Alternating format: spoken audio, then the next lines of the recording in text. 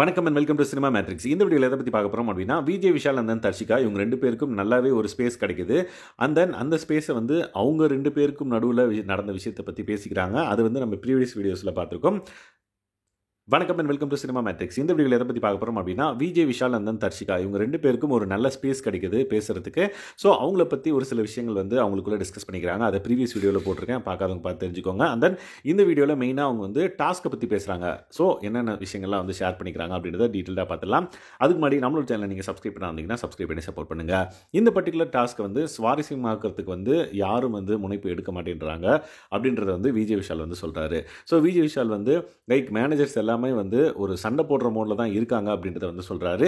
So என்னோட expectation and then என்னோட wish என்னன்னா, ஒரு நல்ல ஒரு மேனேஜராக இருந்து ஒர்க்கர்ஸ்கிட்ட வேலை வாங்கி அது வேறு மாதிரி ஒரு என்டர்டெயின்மெண்ட் ஃபேக்டராக வந்து கொண்டு வரணும். பட் இவங்க எல்லாருமே வந்து பார்த்திங்கன்னா சண்டை போடுற மோடு தான் இருக்காங்க அப்படின்ற மாதிரி சொல்கிறாங்க. முக்கியமாக Jacqueline and then Muthu, Jacqueline கிடையாது முத்து அண்ட் தென் மஞ்சரி, இவங்க 2 பேருமே வந்து ஒரு சண்டை போடுற மோட்லேயே இருக்காங்க. எப்போ வந்து அந்த சான்ஸ் கிடைக்குதோ அப்போ வந்து ஃபயர் மோடுக்கு போயிடுறாங்க அப்படின்றது வந்து விஜய் விஷால் வந்து சொல்கிறாரு. ஸோ அதனால தான் வந்து லைக் ஒர்க்கர்ஸும் வந்து அவங்களோட பாயிண்ட் ஆஃப் வியூவும் வந்து ஃபைட் பண்ணுற அளவுக்கே வந்து இருக்குது அப்படின்றத சொல்கிறாங்க.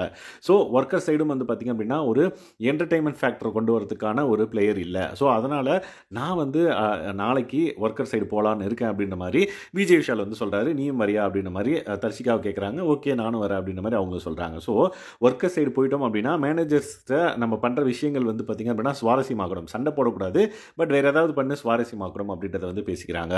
பட் இந்த மாதிரி பேசுகிறவங்க வந்து நேற்று ஒரு விஷயம் வந்து நடக்குது அப்படின்றப்ப இவங்க 2 பேரும் உட்காந்து பார்த்துட்டு கம்முன்னு இருப்பாங்க. ஸோ இந்த விஷயங்கள்லாம் நம்ம பார்க்கும்போது நம்மளுக்கு டவுட்டாக இருக்குது, இவங்க வெறும் வாய்ஸ் ஓவர் ஆள் தானா இல்லை வந்து ஏதாவது பண்ணுவாங்களா அப்படின்ற மாதிரி. ஏன்னா 2 பேர்கிட்டையும் வந்து ஒரு நல்ல ஸ்டஃப் இருக்குது. அதை வந்து இவங்க இந்த மாதிரி ஸ்பெண்ட் பண்ணி அவங்களுக்குள்ளே இருக்கிற ஸ்டப்ஸை வந்து வெளி காமிக்காமல் போயிடுவாங்களோ அப்படின்ற ஒரு பயம் தான் வந்து இருக்குது. அண்ட் தென் இந்த பர்டிகுலர் கேம் மட்டும் கிடையாது, throughout the Bigg Boss ஜேர்னியை வந்து பார்த்திங்க அப்படின்னா ரொம்ப போர் அடிக்குது அப்படின்ற மாதிரி விஜய் விஷால் வந்து சொல்கிறாரு.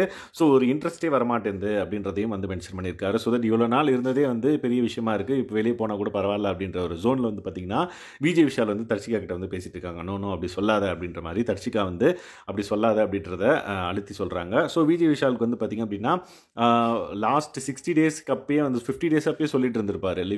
கார்டன் ஏரியாவில் உட்காந்துட்டு இருந்தப்ப நான் எனஃப் பிளேடு, இனிமேல் என்னத்தை நான் என்டர்டெயின் பண்ண போகிறது, ரொம்ப போர் அடிக்குது, பண்ணுறதையே திரும்ப திரும்ப பண்ணுற மாதிரி இருக்குது அப்படின்ற மாதிரி விஜய் விஷால் சொல்லியிருப்பாரு.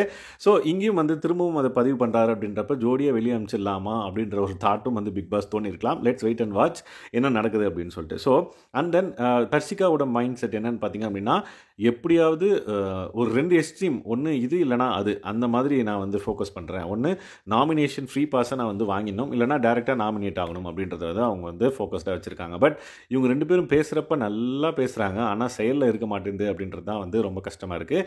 பட் இவங்க 2 பேருக்குமான கேம் எப்போ மாறும் அப்படின்னா, யாராவது ஒருத்தர் எலிமினேட் ஆனாங்கன்னா ஒருத்தர் நல்லா விளையாடுவாங்க அப்படின்றது என்னோட புரிதல். ஸோ உங்களுக்கு என்ன தோணுது? இவங்க இந்த மாதிரியான கான்வர்சேஷன் வச்சுக்கும் போது உண்மையிலே இவங்க பேசுகிறாங்களா இல்லை வந்து சும்மா வாய்ஸ் ஓவரால் தானா அப்படின்றத கமெண்ட் பண்ணுங்கள்.